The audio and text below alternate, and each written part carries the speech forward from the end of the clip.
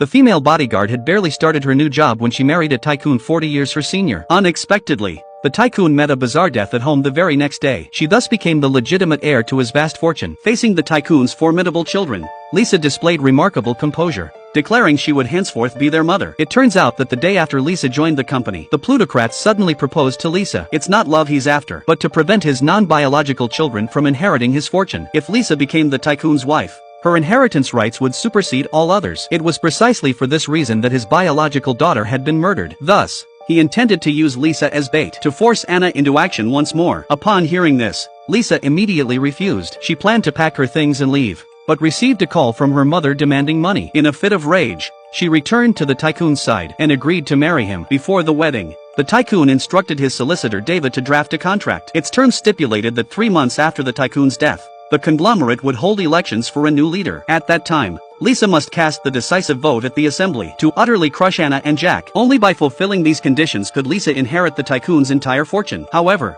Lisa herself must carry out the tycoon's death. The euthanasia procedure would be fully recorded. Should Lisa breach the contract, David would personally hand the footage over to the police. The following day, the pair entered the registry office and became legally wed. 3 months later, the board meeting would formally convene. Before then, David arranged for Lisa to stay in Wuchang, a remote town accessible only by car, not train. It was the perfect place to lie low. After all, once Anna and Jack learned of the new heir, they would undoubtedly hire assassins to hunt Lisa down. Wuchang wasn't merely a hiding place, it was the ideal location to set a trap for their counterattack. For security, David had also prepared a new identity for her, Lucy, an ordinary nursery school teacher. Wuchang was chosen because it produced the tycoon's favorite strawberries, and the delivery boy happened to be a local. Shortly after the boy left, the tycoon suddenly collapsed in his private chamber. Doctors had originally estimated he had 6 months left, now had but 3 months left. The doctor's words were overheard by a nurse lurking outside the door. She immediately relayed the news to Anna. Anna then contacted a journalist. On the surface,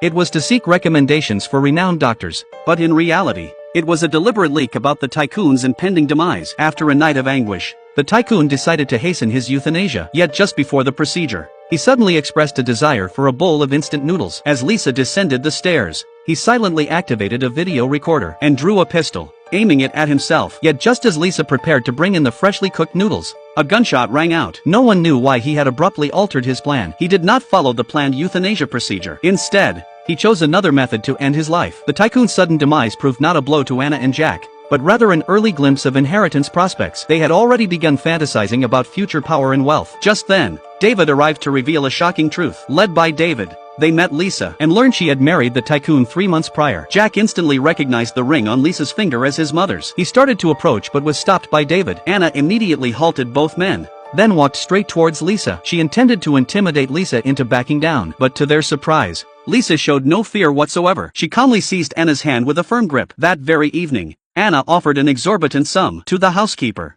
Jenny, demanding Lisa be detained for a week. She promptly relayed this plan to the chauffeur, intending for them to act in concert. Iola, eavesdropping outside the door, overheard their conversation and relayed the information to Lisa immediately. By then, Jenny had already laced the coffee with sleeping pills, while the chauffeur prepared to ambush her from behind. Yet Lisa detected something amiss merely by sniffing the brew, terrifying both accomplices. She then flung the coffee in the housekeeper's face and deftly overpowered the chauffeur. With the threat neutralized, Lisa departed the scene. The butler rose to pursue her in the spare car, but they hadn't anticipated Ella tossing the keys directly into a boiling pot before their eyes. Left with no choice, they informed Anna they'd failed to detain Lisa. Upon learning Lisa was heading to the airport, Anna immediately dispatched men in pursuit. Lisa had barely arrived at the airport when Anna's men closed in. Unbeknownst to them, Lisa had already changed into a fresh set of clothes and quietly boarded a coach bound for Wuchang. Just prior to this, she had met David at the airport, obtaining an ID card under the name Lucy, along with a bank card and a sum of cash. Upon reaching her destination, the person who came to meet Lisa was none other than the boy who delivered the strawberries. For the next 3 months, Lisa's survival would depend entirely on her own wits.